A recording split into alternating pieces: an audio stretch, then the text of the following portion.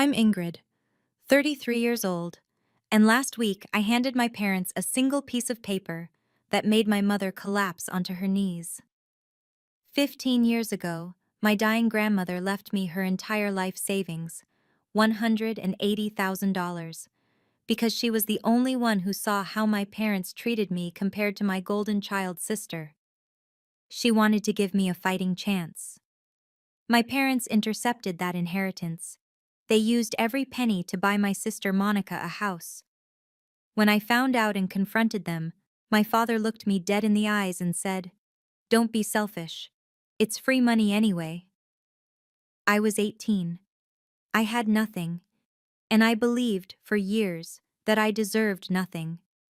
But 15 years changes a person, and so does the truth. Before I tell you what happened at their 40th anniversary party, please take a moment to like and subscribe, but only if you genuinely enjoy this story. Also, drop your location and local time in the comments. I love knowing where my listeners are from. Now, let me take you back to the day everything began. The day my grandmother was admitted to the hospital. The hospital room smelled like antiseptic and fading flowers. I was 17, sitting beside my grandmother Margaret's bed, holding her hand like I'd done every Sunday for the past 3 years. She squeezed my fingers weakly. Her voice was barely a whisper. "You're the only one who shows up, sweetheart. Remember that when everyone else forgets." I didn't understand what she meant, not then. My mother hadn't visited in 2 weeks. "Too busy," she said. Monica, my older sister, the golden child, hadn't come at all. She was planning her 21st birthday party, a big one. 50 guests, a DJ, a custom dress flown in from New York. I remember my 16th birthday that same year. Mom baked a cake. 4 of us sat around the kitchen table, done by 8 p.m. That was the difference between Monica and me. She got fireworks. I got leftovers. Grandma Margaret saw it. She always did. "I've prepared something for you," she whispered, her eyes suddenly sharp despite the morphine. "Don't let anyone take it away, especially—" She stopped, coughed. "Especially who, Grandma?" But she just shook her head and closed her eyes. I thought she was confused. The doctor said the medication made her say strange things sometimes. I kissed her forehead and told her I'd be back tomorrow. She held my hand tighter. "Promise me," she said. "Promise me you'll remember what you're worth." I promised. I didn't know what I was promising. I was 17 and still believed that if I tried hard enough, if I was good enough, my parents would eventually love me the same way they loved Monica. I was wrong, but I wouldn't find that out for another 2 weeks. Grandma Margaret died on a Tuesday. I was in calculus class when my phone buzzed. Mom's text was 3 words. "Grandma's gone. Come home. No, I'm sorry. No, are you okay? Just instructions." I cried the entire bus ride home. When I walked through the door, Monica was on the couch, scrolling through her phone. Mom was in the kitchen making phone calls about the funeral arrangements. Dad was nowhere to be seen. No one hugged me. No one asked how I was feeling. The funeral was 4 days later. Monica arrived 30 minutes late because of traffic. Mom immediately went to comfort her. Poor Monica, so stressed from the drive. I stood alone by the casket, saying goodbye to the only person in my family who ever made me feel seen. After the service, I overheard my parents in the kitchen. I was in the hallway, invisible as always. "The lawyer called," Dad said. His voice was low. "There's a problem with the will." "What kind of problem?" Mom's voice had an edge I didn't recognize. "I'll handle it, just don't let the girls know." I pressed myself against the wall, heart pounding. What problem? What were they hiding? But I didn't ask. I was too afraid of causing more stress, too worried about making things worse, too conditioned to believe that good daughters don't question their parents. So I stayed silent. I went to my room and stared at the ceiling until 3 a.m., replaying Grandma's words in my head. "Don't let anyone take it away." Take what away? 2 weeks later, I would find out exactly what she meant. But the answer wouldn't come from my parents. It would come from a book, a hidden envelope, and a truth that would shatter everything I thought I knew about my family. 2 weeks after the funeral, I volunteered to clean out Grandma Margaret's apartment. No one else wanted to do it. Monica said it was too depressing. Mom claimed she was too overwhelmed. Dad just shrugged. So I went alone. Her place still smelled like her, lavender soap and old books. I started in the living room, boxing up her things, crying into her favorite cardigan. Then I found it. Tucked inside her worn copy of Little Women, the book she'd read to me every summer as a child, was a small envelope. My name was written on it in her familiar handwriting. My hands trembled as I opened it. Inside was a single piece of paper. A note. Ingrid, my darling girl, I've left you everything I have. Attorney Patterson has all the documents. Don't trust anyone else, especially your mother. I love you more than you'll ever know. Grandma. I read it 3 times. Everything she had? Grandma lived simply. She wore the same 3 dresses on rotation. She clipped coupons. I always assumed she had nothing. But the note said everything. And she'd warned me not to trust my own mother. I folded the paper carefully and tucked it into my wallet. My mind was racing. What did Grandma leave me? Why would she warn me about Mom? What had my parents been whispering about in the kitchen? That night, I decided to ask. I found Mom in the living room watching TV. My voice shook when I spoke. Mom, did Grandma leave me anything? She didn't even look away from the screen. Your grandmother barely had anything, sweetheart. What little she had went to funeral costs. She was lying. I knew it in my bones. But I didn't have proof. Not yet. I pushed harder. But I found a note, I said, pulling the paper from my pocket. Grandma wrote that she left me everything. She mentioned a lawyer named Patterson. Mom's face changed. Just for a second, a flash of something cold crossed her eyes. Then she smiled. That patient, dismissive smile I knew too well. Sweetheart, your grandmother was very sick at the end. She didn't know what she was writing. It's her handwriting. She was lucid when... Are you calling me a liar? Mom's voice sharpened. Your grandmother just died, and you want to make this about money? My stomach dropped. The guilt hit me like a wave. I'm not trying to... After everything we've done for you. She shook her head. I can't believe my own daughter would accuse me of something so horrible. Dad walked in then. What's going on? Nothing, Mom said quickly. Ingrid's just tired. Aren't you, honey? I looked at Dad, hoping for something. An ally. An explanation. He just stared at me with that blank expression he always wore when Mom was handling things. Go to bed, Ingrid. You've had a long day. I went, but I didn't sleep. I lay in the dark, turning Grandma's note over in my hands. Don't trust anyone else, especially your mother. She'd known. Somehow, she'd known this would happen. I was 18 in 3 months. I had no money, no car, no allies. If I pushed harder, they'd turn Monica against me. They'd make me the villain, the ungrateful daughter who cared more about inheritance than family. So I made a decision. I would wait. I would survive. And when the time was right, I would find out the truth. It took me 7 years, but I never forgot. 6 months later, everything became clear. I was 18 now, freshly graduated from high school. College acceptance letters sat on my desk.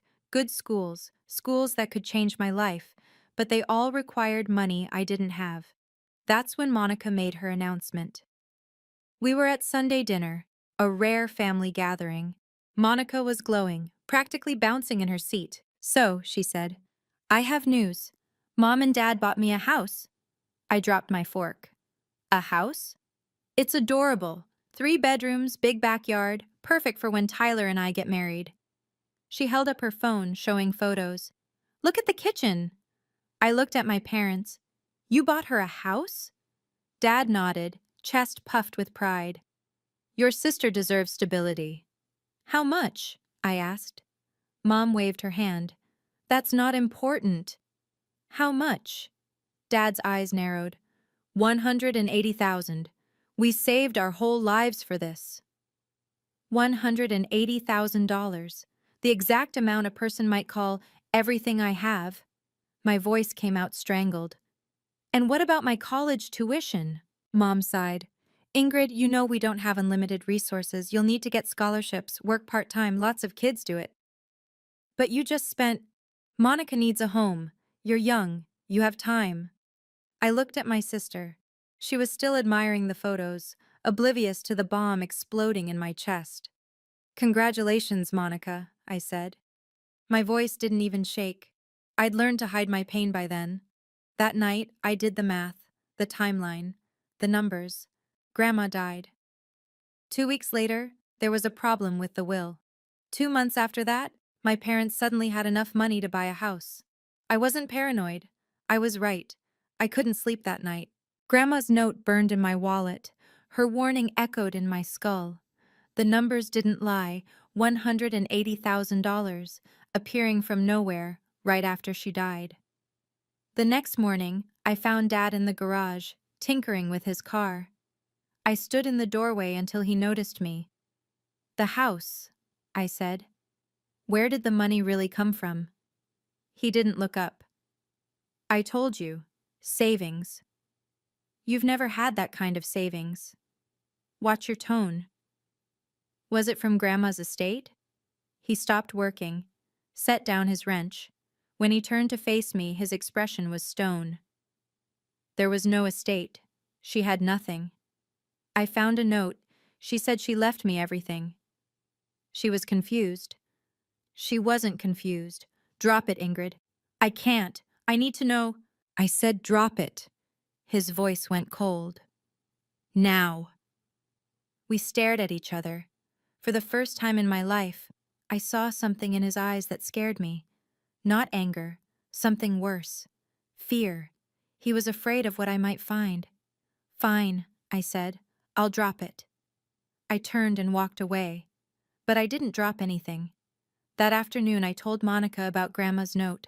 I thought maybe, just maybe, she'd be on my side. She laughed. Ingrid, seriously? Grandma was old. She didn't know what she was writing. She was perfectly lucid. You're being paranoid, and honestly, kind of greedy. I stared at my sister, my golden child sister, sitting in my parents' house, planning her life in my grandmother's money. You're right, I said. I'm sure it's nothing. But it was everything. I just couldn't prove it yet. I tried one more time, with Mom.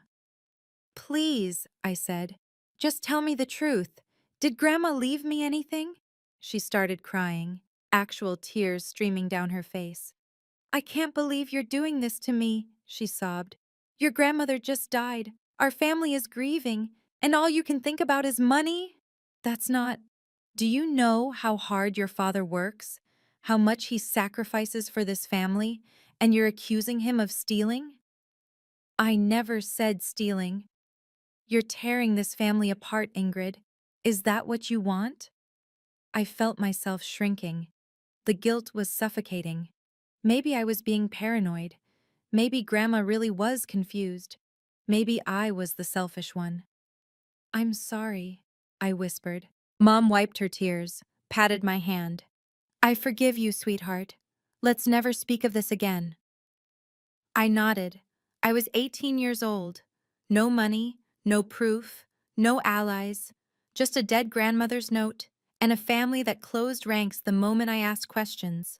So I made a choice. I stopped asking. I got 3 part-time jobs. I enrolled in community college. I applied for every scholarship I could find. I moved into a tiny apartment with 2 roommates and started building a life that didn't depend on anyone. I didn't have proof. I didn't have money. I didn't have anyone. But I had time. And I had patience. Grandma Margaret told me to remember what I was worth. I decided to prove it. To myself, if no one else. I waited. 7 years. And then, one ordinary Tuesday afternoon, a letter arrived that changed everything. The return address read, Gerald Patterson, attorney at law. My grandmother's lawyer had finally found me.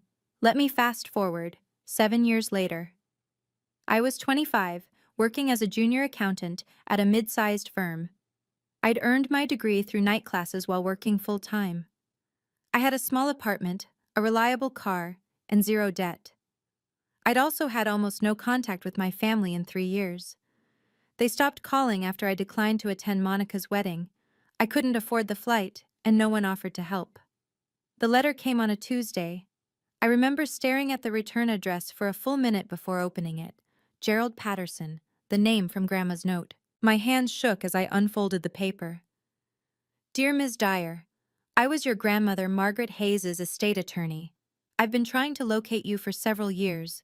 There are matters regarding her will that we need to discuss urgently. Please contact me at your earliest convenience. Respectfully, Gerald Patterson. I read it 5 times. Then I called the number. A receptionist answered, professional and crisp. I explained who I was. Mr. Patterson has been hoping you'd call, she said. Can you come in this week? I took the first available appointment. 2 days later, I sat in a leather chair across from a silver-haired man in his late 60s. His office smelled like old books and furniture polish. Diplomas lined the walls. Thank you for coming, Ms. Dyer, he said, folding his hands on the desk. I apologize it took so long to find you. Your parents made communication difficult. My throat tightened. What do you mean? He opened a folder. Inside were documents, official-looking, notarized. Your grandmother left you $180,000, he said. You were her sole beneficiary. The room tilted.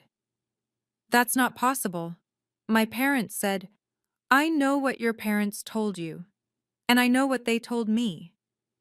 Mr. Patterson slid the folder across the desk. Your parents told me you agreed to forfeit the inheritance, he said. That you wanted the money to go to the family. I was 17. No one told me anything. He nodded slowly. I was concerned about that. I tried to contact you directly. Your father said you were unwell, that you'd asked them to handle everything on your behalf. That's a lie. I suspected as much. He reached into a drawer. Which is why I kept these. Another envelope, larger, my name on the front in familiar handwriting. A letter your grandmother wrote for you, he said. She gave it to me with specific instructions. I was supposed to deliver it in person, only to you, but your parents intercepted every attempt I made. I took the envelope with trembling hands. There's also a copy of the original will inside, he continued. Notarized and witnessed. Legally, the inheritance was yours from the moment she passed. Then how? Your parents acted as your guardians. You were still 17 when the estate was processed. By the time you turned 18, the money had already been transferred. He paused. To them. I couldn't breathe. Is there anything I can do? Legally? The statute of limitations for challenging the transfer has passed. I'm sorry, Ms. Dyer. His voice softened. But you deserve to know the truth, and you deserve to read what your grandmother wanted you to know. I thanked him. Somehow. I don't remember the words. I drove to a park 3 blocks away, sat in my car, and opened my grandmother's letter. 20 minutes later, I was still reading, tears streaming down my face. And then I screamed. Not from sadness, from rage. Let me pause here for a second. I know some of you are thinking, why didn't you confront them immediately? Believe me, I thought about it. But I was 25, still rebuilding my life. I knew my parents would deny everything. So here's my question. If you were me, would you have confronted them right away? Or waited until you had undeniable proof? Comment 1 for confront, 2 for wait. And if you're enjoying this story, hit that subscribe button. It really helps. Now, back to what was in that letter. Grandma Margaret's handwriting filled 3 pages. I'll share the parts that matter most. My dearest Ingrid, if you're reading this, then I'm gone, and I can only hope this letter found its way to you despite your mother's interference. I know how they treat you. I've watched it for years. The way they pour everything into Monica and leave you with the scraps. The way they dismiss your achievements and celebrate hers. The way they've made you believe you deserve less. You don't deserve less. You deserve everything. This money is my life savings. I was never rich, but I was careful. For 40 years I put away a little each month. It was supposed to be for your mother, but I watched how she treats you, and I cannot reward that cruelty. You are the only one who visits me, the only one who listens, the only one who sees me as more than an obligation. This money is your escape, your education, your future. Don't let anyone take it from you, especially your mother. She will try. She has always resented how much I love you. Be stronger than she expects. Be braver than you think you can be. And remember, your worth is not determined by how your family treats you. I love you, my darling girl, more than words can say. Grandma. I sat in my car until the sun went down. My grandmother had seen everything.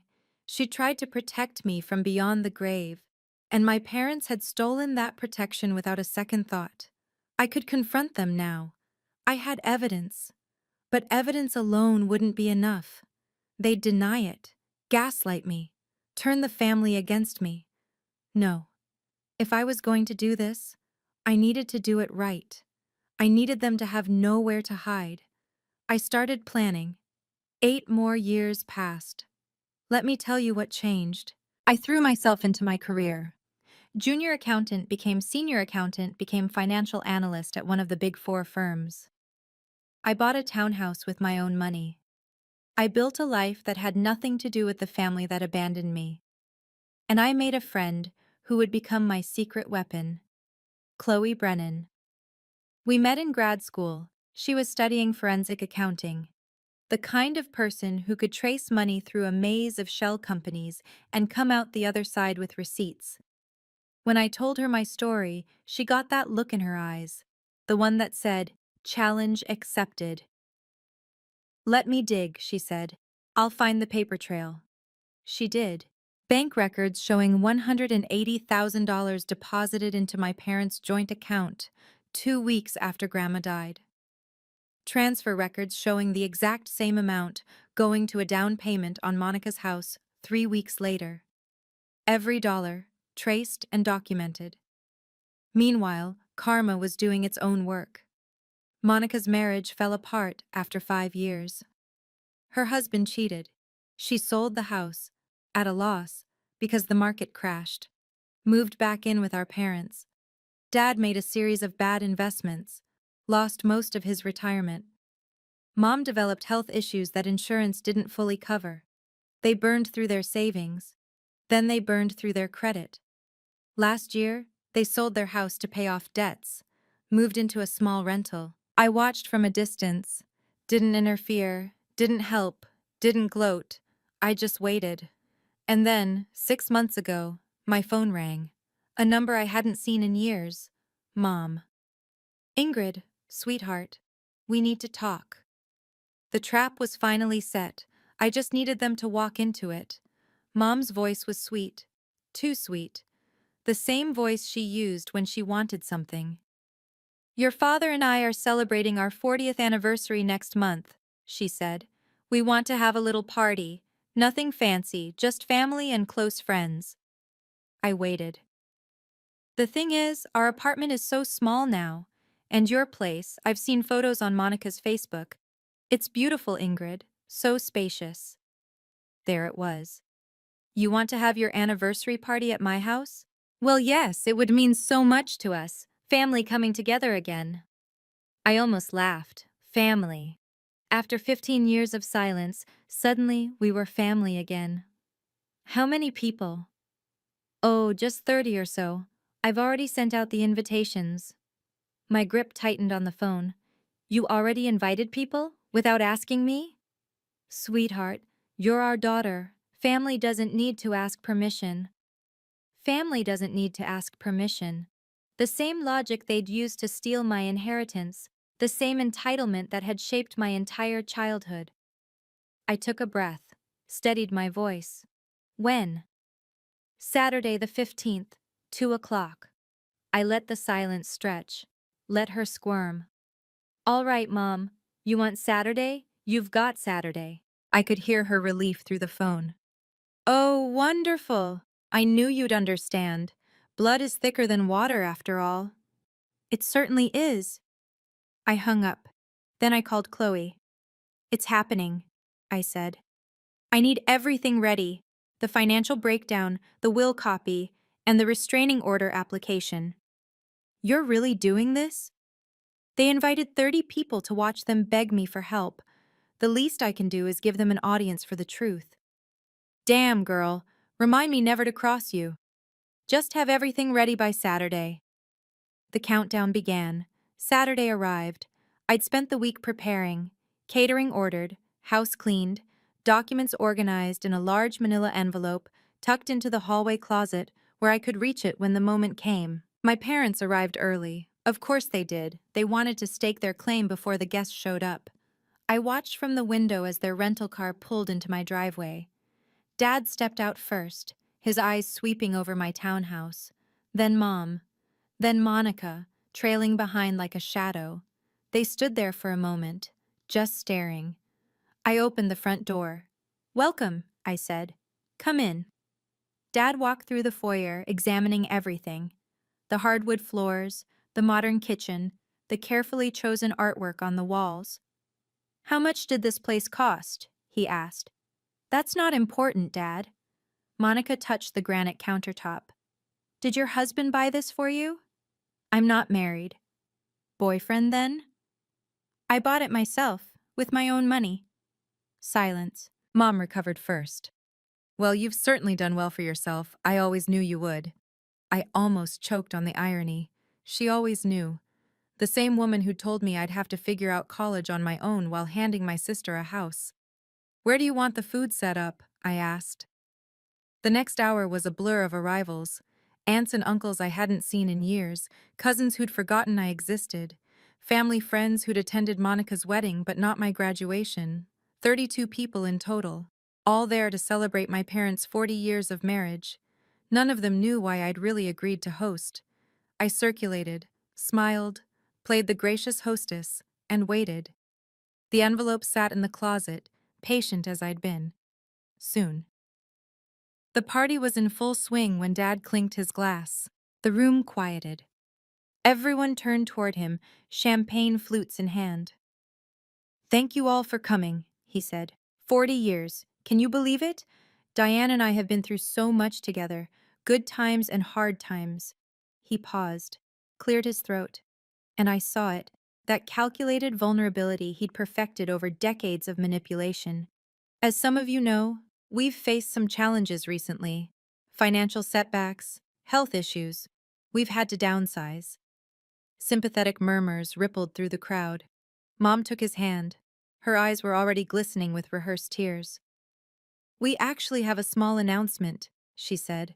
We've lost our home. And we were hoping... She turned to look at me. Every eye in the room followed. We were hoping our daughter Ingrid might let us stay here, with her. Because family takes care of family. My stomach clenched. There it was. The ambush. The public guilt trip designed to make refusal impossible. She has this beautiful big house, Mom continued. And we're her parents. We raised her. Everything she has, she owes to us. Monica nodded eagerly. It's the least she could do, really, after everything Mom and Dad sacrificed. The guests were watching me now, waiting for the dutiful daughter to say yes, to fold under pressure, to be the good girl I'd always been trained to be. I set down my champagne glass. Is that so? I said quietly.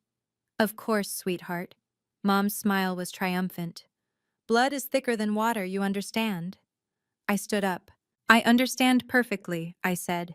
And since we're making announcements in front of family, I have one of my own. I walked to the closet. The envelope was exactly where I'd left it. Time to end this. I returned to the living room, envelope in hand. The crowd watched in confused silence. You said family takes care of family, I said, my voice steady. I agree, which is why I've prepared a gift for you, Mom and Dad. I handed the envelope to my father. He took it slowly, brow furrowed, opened the flap, pulled out the papers inside. His face went white. "What is this?" he whispered. "Page 1, I said, "is an itemized financial statement. $180,000. The inheritance Grandma Margaret left specifically to me, plus 15 years of compound interest." Gasps rippled through the room. I heard someone whisper, "Inheritance?" Page 2 is a copy of Grandma's original will, notarized, witnessed, clearly naming me as her sole beneficiary. Mom grabbed the papers from Dad's hands. Her eyes darted across the text. "This is ridiculous," she stammered. "You can't prove—" "Page 3, I continued calmly, "is the bank records. Every dollar traced, your account, Monica's down payment, dates, amounts, routing numbers." Monica stepped forward. "What is she talking about?"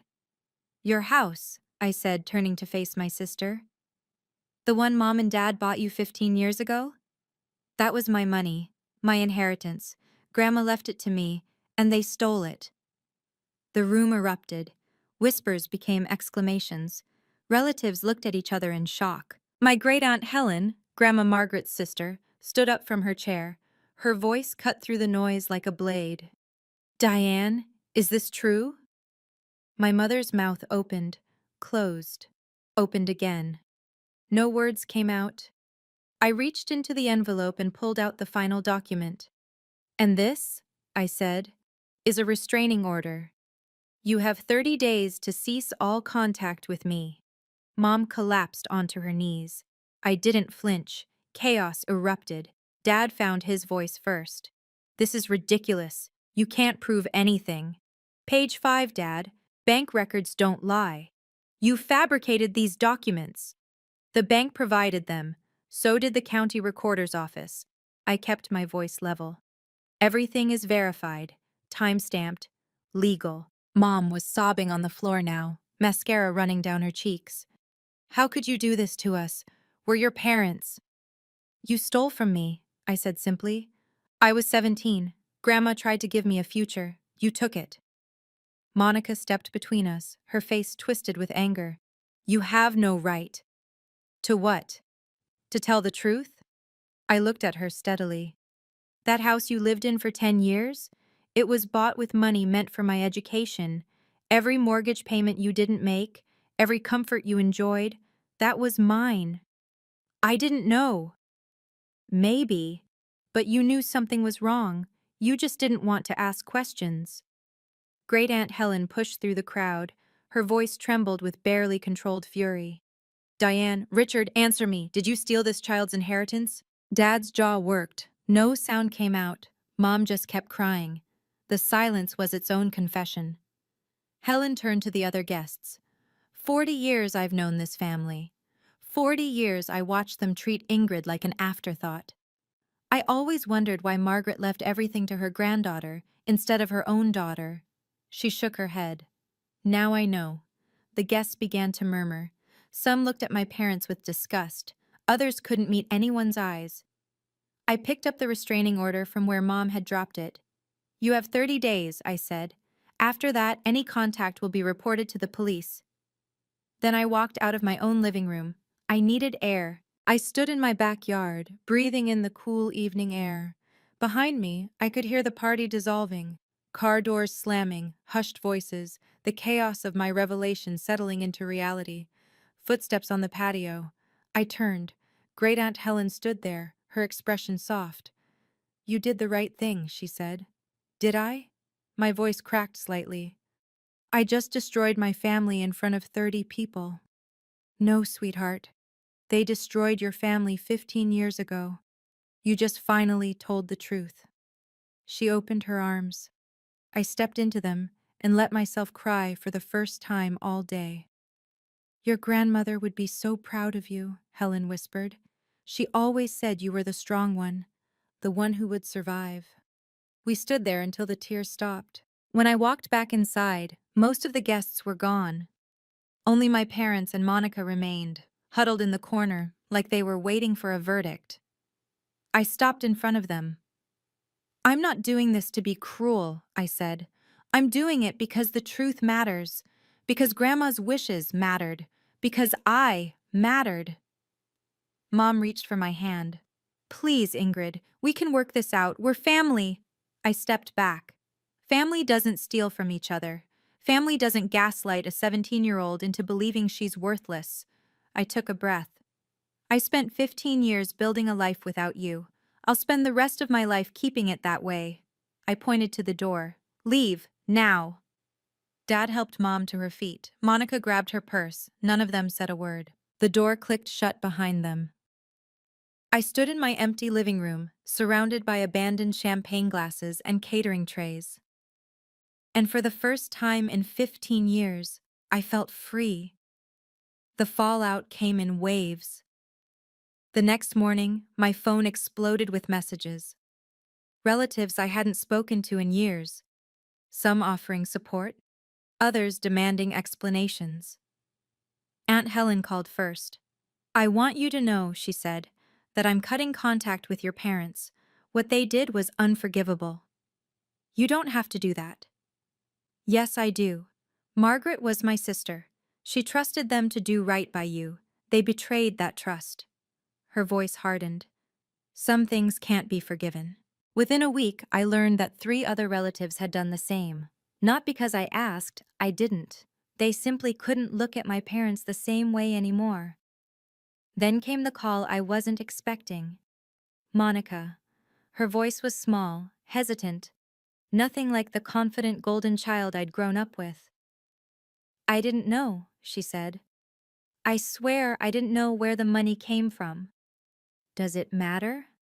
It matters to me, she paused. I'm sorry, Ingrid, for everything, for the way I treated you, for not questioning where that house came from. I sat with that for a moment. I don't need your apology, Monica. What I need is for you to take responsibility for your own life. Stop expecting other people to fund your existence, she started crying. I didn't comfort her. That wasn't my job anymore. We're not going to have a relationship, I said. Not now. Maybe not ever. But if you really want to change, stop making excuses and start making choices.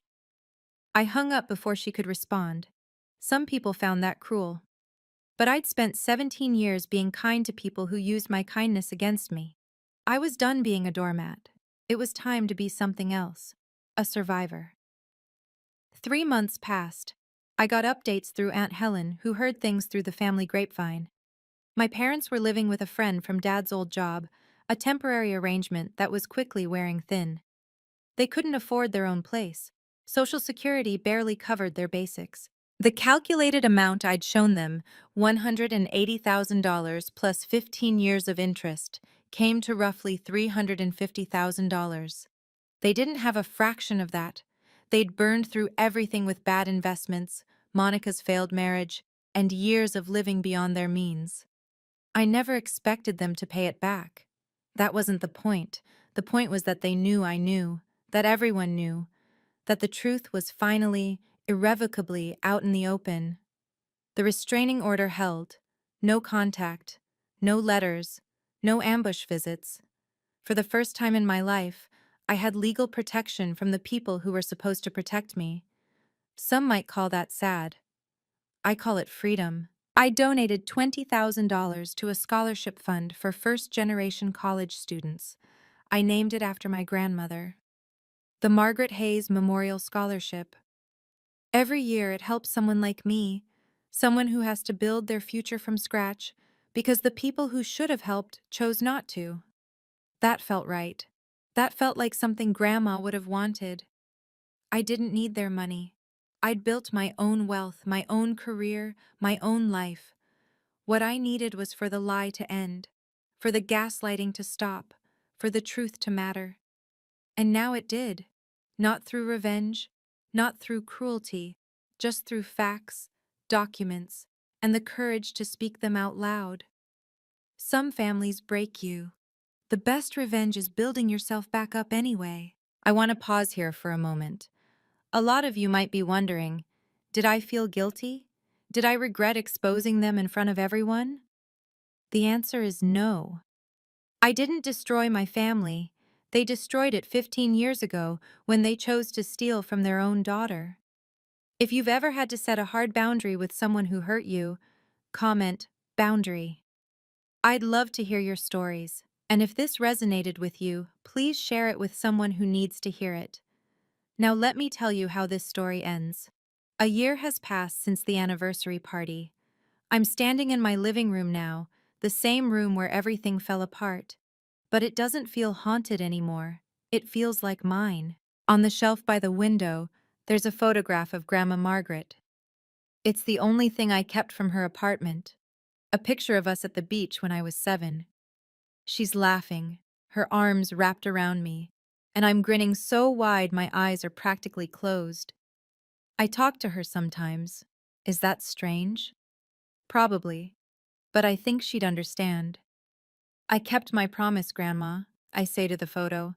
I didn't let them take what mattered most. Not the money. The money was gone the moment they took it.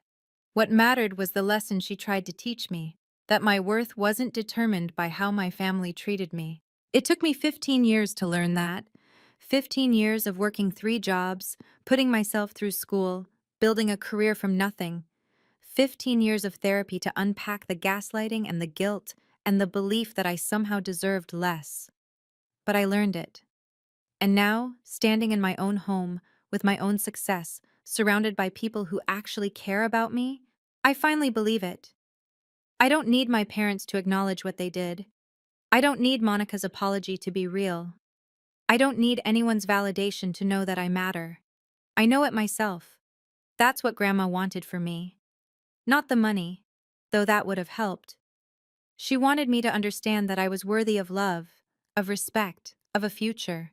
She saw me when no one else did, and now I see myself. That's worth more than any inheritance. This Thanksgiving was different. I hosted dinner at my house, the same house where everything changed a year ago. But the guest list looked nothing like that anniversary party. Chloe came, of course. She brought her girlfriend and a bottle of wine that cost more than my first month's rent used to be.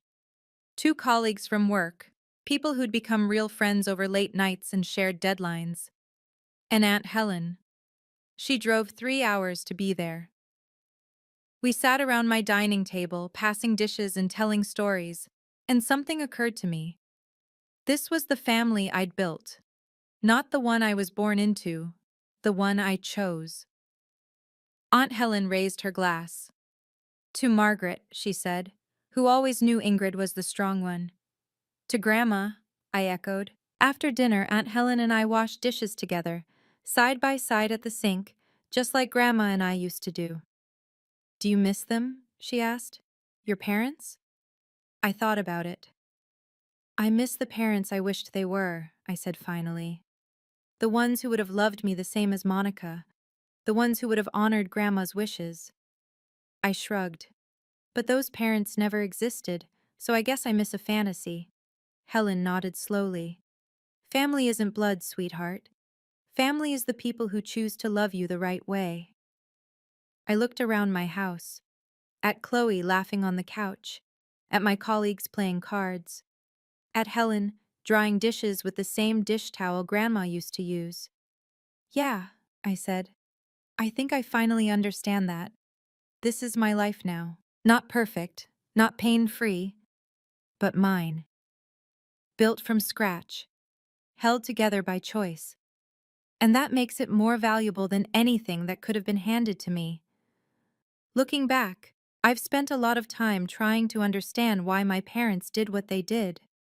Not to forgive them, I don't think I'll ever do that, but to make sense of it. Here's what I've come to understand after years of therapy and reflection. My parents weren't monsters. They were deeply flawed people who made a terrible choice and then spent 15 years rationalizing it. Monica was born premature. She spent her first 2 years in and out of hospitals.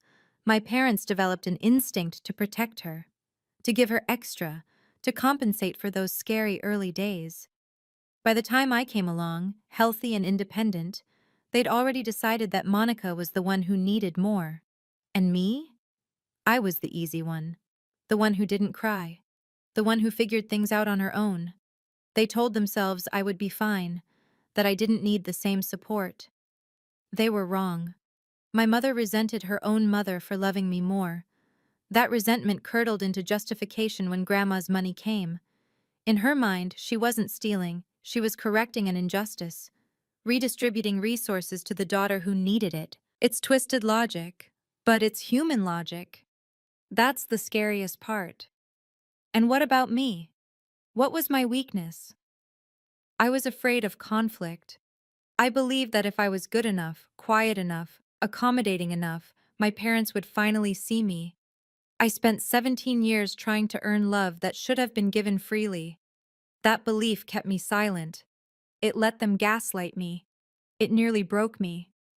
But here's the lesson I want to leave you with. Your silence might feel like survival, but sometimes it's just slow suffocation. You don't owe loyalty to people who betray you, and demanding the truth isn't selfish. It's the most profound act of self-respect you can perform. If you're waiting for someone to see your worth, stop waiting.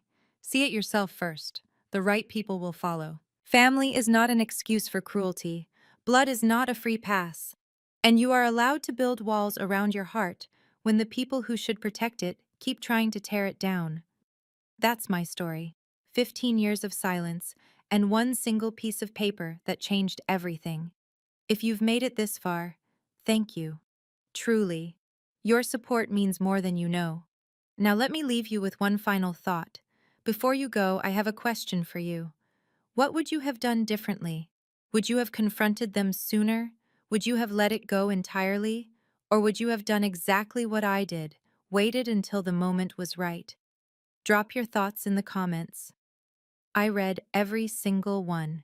And if you want more stories like this, about family, betrayal, and finding your own justice, check out the video in the description. I think you'll love it. Until next time, take care of yourself, and remember, you are worth more than how anyone treats you.